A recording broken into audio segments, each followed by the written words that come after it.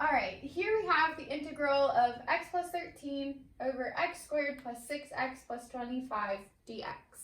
So we have a rational function that we're taking the integral of, which would make us think that we're going to use this whole process that we have been using.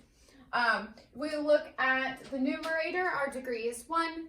If we look at the denominator, our degree is 2. So that would put us over here in this case 2, where the degree of the numerator is less than the degree of the denominator, so we can go ahead and use partial fraction decomposition. However, for this particular function, we can't use partial fraction decomposition. I've written the reason for that down here, and it's something we haven't talked about yet, but there are actually limits to being able to use that method. And those limits are that we must be able to factor the denominator into smaller factors. And if we look at this polynomial x squared plus 6x plus 25, we cannot factor that in the real numbers. A way that you could verify that is by checking the discriminant, which is b squared minus 4ac. And if you get a negative number for the discriminant, that means both your roots for a quadratic function are in the complex numbers. Since the roots are in the complex numbers, that means if we were to factor it, the factors would be over the complex numbers, and we're not working in that realm in this class. So this is irreducible over the real numbers. So we can't break it up into an addition of smaller fractions with factor denominators. So we're going to have to use a different method. We're going to use completing the square to factor this and make it look a little bit differently. So if we do that, if we first look at the denominator, if we look at the first two terms, we have x squared plus 6x. If I divide 6 by 2, then I get 3, which means I can express this as x plus 3 squared. Now when I do that, I get a plus 9. And then here I have 25, so this is going to be plus 16 in order for this to equal this. If you wanted to, you could go ahead and multiply that out to verify that it indeed is equal to our polynomial. So I've just rewritten this. Again, I haven't factored it. I just rewrote it a little bit differently. And so likewise with the numerator, I'm going to write it as x plus 3 plus 10, because again, we need it to be 13, so 3 plus 10 dx.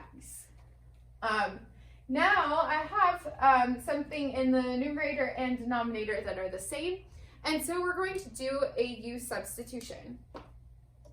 So I'm going to let u equal x plus 3, so that makes du equal to dx. And now when I do this substitution, I will get the integral of u plus 10 over u squared plus 16 du. All right, so this makes this a little bit easier to work with, but still we can't solve this yet. So I'm going to split this up into two fractions where the denominator remains the same, but I have different numerators. So if we rewrite this, we have u over u squared plus 16 du plus the integral of 10 over u squared plus 16 du. All right, now I can actually solve both of these integrals, but I'm going to need to use some different methods. So this problem has kind of become a review of all the integration techniques we've learned before. So for this one, I'm going to have to use a regular u substitution. I'll probably pick a different variable since we've already got u. And for this one, I'm going to have to use a trig substitution. So I'm going to treat each of them individually so we can focus on them to see what to do, and then at the end, we'll put them back together. All right, so now we've made a u substitution, and our original integral in terms of u has been broken up into two integrals, the integral of u over u squared plus 16 du, plus 10 times the integral of du over u squared plus 16. So like I said, we're going to have to treat each of these differently, and we're going to be making a lot more substitutions. So off to the side here, I'll write our substitutions. That way we can substitute back to our original variable at the end, and we've kept track of everything that we've done. So for this first integral here, we're going to need to make another u substitution in order to solve it, but I'm going to pick a different variable since we're already working with u, so that it's not confusing. So I'll pick v, and so in this case, we're going to let v equal u squared plus 16. So that would make dv equal 2u du. All right, and so we can do that for this first one. So let's go ahead and substitute that in. And so now we have, for the first integral, we have 1/2 out in front, since we have this 2u du, divide by 2 on both sides. 1/2 times the integral of dv over v. All right, now this is an integral we can solve quite easily. For this second integral, du over u squared plus 16, this is actually going to be a trig substitution. And so this is of the form x squared plus a squared. So that means our substitution is going to be to let u equal a times the tangent of theta. So in this case, it's going to be 4 times the tangent of theta. So our next substitution is going to be let u equal 4 times the tangent of theta. So then that makes du equal 4 secant squared theta d theta. So again, that's for our second integral here. So let's rewrite it. We have 10 times the integral of 4 secant squared theta d theta over u squared, so 16 tangent squared theta plus 16. All right, so I'm not going to do anything to this first integral, since when we get to the integration step, it will come out quite easily. But I do need to do some rearranging and some use a trig identity for this one. So let me just rewrite 1/2 times the integral of dv over v. All right, so here we can pull out a 4, because that's a common factor. It's a constant, we can pull it out. So then we would have 40, so plus 40. And we can also factor out a 16, and I'm not going to worry about reducing that right now.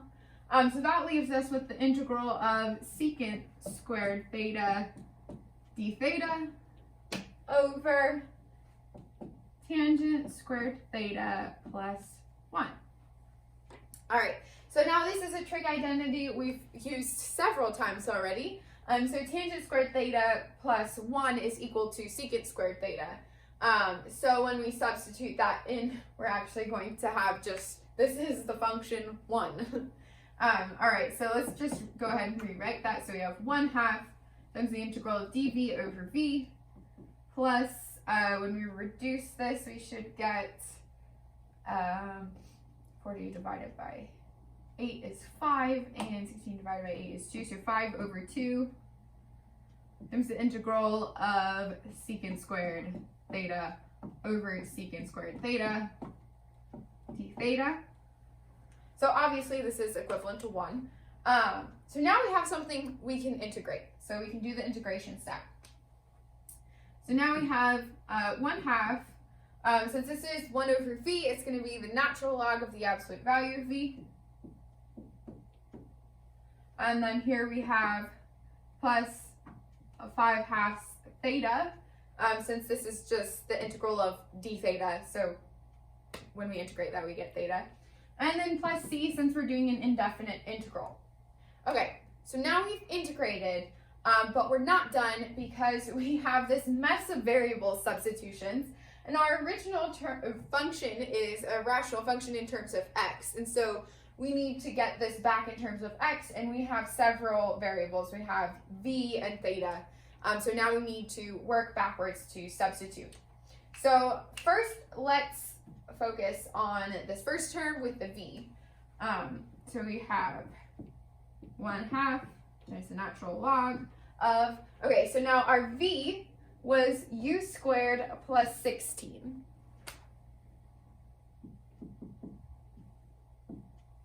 Okay, and then plus 5/2 times theta. Now we need to figure out what theta is, and to do that, we're going to use our triangle. So our substitution, our trig substitution for this one was u equals 4 times tangent of theta. So that means tangent of theta is equal to u over 4, and tangent is opposite over adjacent. So that means for this triangle here, if this is our angle, then our opposite side is u, and our adjacent side is 4, and then we just use Pythagorean theorem to get that this is u, the square root of u squared plus 16.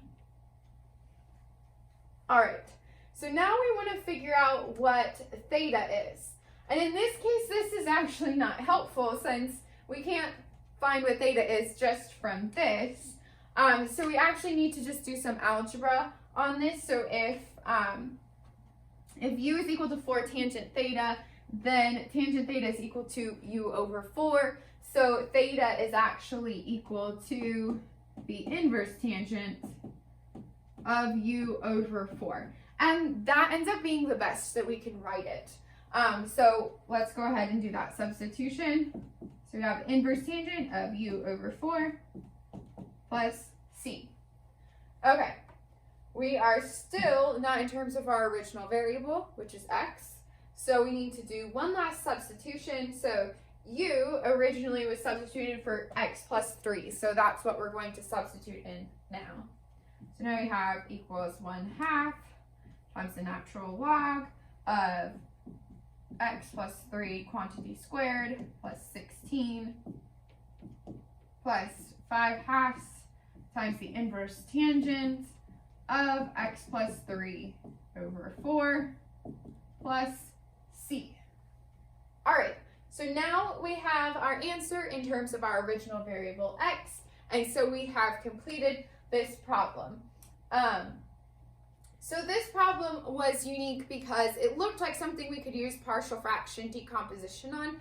Again, the reason why we couldn't is because our denominator is irreducible, which means it can't be factored into factors of less degree.